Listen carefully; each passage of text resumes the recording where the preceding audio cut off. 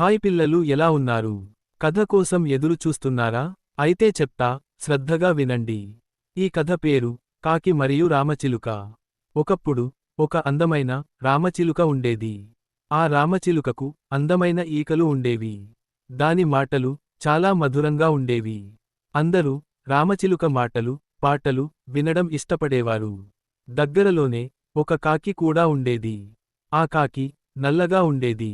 అది గట్టిగా కేకలు వేస్తూ ఉండేది. అయితే ఇతర పక్షులు ఎవరూ కూడా కాకి శబ్దాన్ని ఇష్టపడేవారు కాదు. అందుకే కాకి రామచిలుకను చూసి ఈర్ష్యపడేది. ఒకరోజు కాకి రామచిలుకతో, రామచిలుక, నువ్వు ఎంత అదృష్టవంతురాలివి. అందరూ నిన్ను ప్రేమిస్తారు, కాని నన్నెవ్వరూ ప్రేమించరు అని అంది. అందుకు రామచిలుక మృదువుగా సమాధానం ఇలా చెప్పింది: ప్రియమైన కాకి, నువ్వు నిరాశ చెందకు. మనమందరం వేర్వేరు లక్షణాలతో ఉన్నాము. నేను మధురంగా మాట్లాడగలను, కాని నువ్వు నాకంటే చాలా తెలివైనవాడివి, బలమైనవాడివి. ఈర్ష్య పడకుండా నీ దగ్గర ఉన్నదానితో సంతోషించు అని అంది. అప్పుడు కాకి రామచిలుక మాటలు అర్థం చేసుకుంది.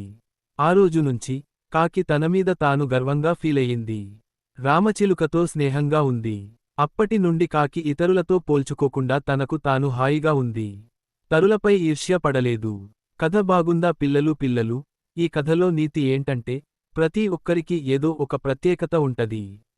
దానిని మనం గుర్తిస్తే మనలో ఈర్ష్యాభావాలు ఎప్పటికీ రావు.